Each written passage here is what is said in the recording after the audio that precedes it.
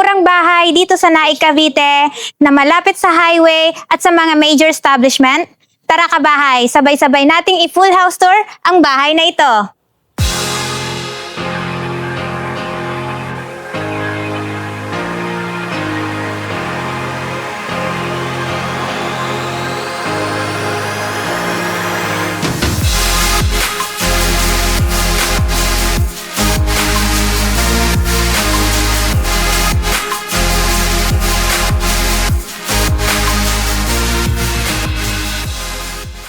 Hello kabahay! I am Daylin Bautista, your property specialist. For today's video, nandito tayo ngayon sa Barangay San Roque, Naik, Cavite, kung saan nandito ang ating Northdale Estates na may lot area na 36 square meter and 42 square meter floor area. Provision po ito for 2 bedrooms, may 1 toilet and bath at may malawak na service area.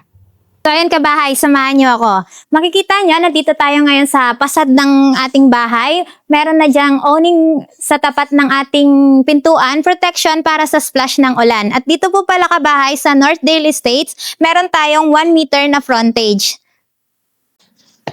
So ayun kabahay, welcome po sa ating actual turnover. Ang ating pong main door dito is naka-metal flush door na po siya kabahay. At kung makikita nyo kabahay, is naka-plain cement po ang ating flooring na ating wall. Kasi po, ang turnover po ni Northdale is bare finish turnover. Ang kagandahan naman kabahay kapag bare finish turnover is you have the freedom to customize yung interior ng inyong bahay. Ayan kabahay, meron tayo dyan mga nakaabang na outlets at saka mga switch para din, kasama na po yan sa turnover. Ang ating pong bintana is naka-sliding window na rin po, na may with aluminum frame na po yan. So ayan kabahay, kung mapapansin nyo, meron na tong biga at saka poste. Dahil ang gawa po ng ating bahay is conventional na po, kaya matibay ang pagkakagawa ng ating bahay. So dito naman tayo sa kitchen countertop. Ang ating kitchen countertop is naka-plain cement po yan kabahay. Meron na dyan nakaabang na faucet and may sink na rin po. And kagandahan nito, meron na tayong bintana dito for ventilation. Dito naman tayo sa toilet and bath. Ayan kabahay, sa toilet and bath po is ang ating pintuan is naka-plastic PVC na po. And meron tayong lavatory, water closet, at meron na rin pong nakaabang na faucet. Plain cement lang din po ang ating toilet and bath. Ready na po siya para lagyan ng tiles. So, dito naman tayo sa ating service area. Sa service area kabahay, ang ating pong pintuan is plastic PVC din po. So, ayan, ito yung sinasabi kong malawak na service area. May fence na rin po ito kabahay. And kung makikita nyo, malawak siya. Pwede nyo pang gawan ng isa pang room or gawing laundry area. Proceed naman tayo sa second floor. Sa second floor kabahay, yung atin pong hagdan is made up of combination ng steel and cement. And ang atin pong railings is tubular na po yan. And ang atin pong circuit breaker is modern na rin po kabahay. At dito sa second floor is provision for 2 bedrooms. Kabay, naka-plain cement din ang wall at ang ating flooring. Ang ating bintana dito sa likod is naka-jalousie na po and naka-sliding window tayo sa harapan. Meron din tayong isang bintana doon, source of natural light kabahay. So ayun kabahay, nakita nyo na ang actual turnover ng ating Northdale Estates. Punta naman tayo sa dress-up unit para may kapakita ko sa inyo kung paano binihisan si Northdale Estates. Tara kabahay! So yan kabahay, pasukin naman natin ang ating dress-up unit. Kung mapapansin nyo kabahay, naglagay na sila ng bubong dito sa ating frontage protection para sa init at ulan. And ang ating pong flooring dito is pinasemento na po. So pasok naman tayo. So ayan kabahay, ganito na kaganda ang ating dress-up unit.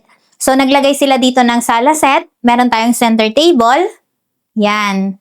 Mas na-maximize po ang space pag naka-tiles. Makikita nyo kung gaano kaganda. And dito po naglagay ng dining table para po sa pag nagsalo-salo kayong family. And kung mapapansin nyo kabahay, ang atin pong hagdan is pinalagyan nila yan ng cover. And then naglagay sila dyan ng mga design and ginawa nila itong lagayan ng mga cleaning materials.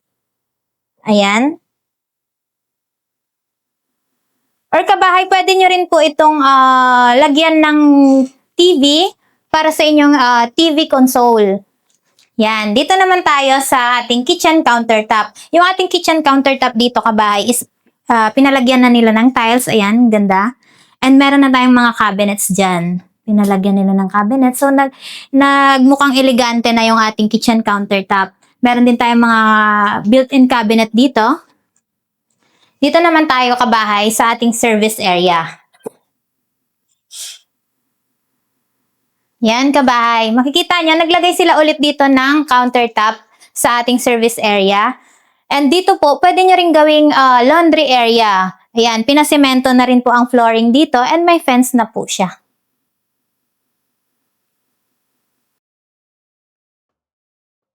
Akyat naman tayo, kabahay, sa second floor. Tignan natin kung paano siya naging 2 bedrooms.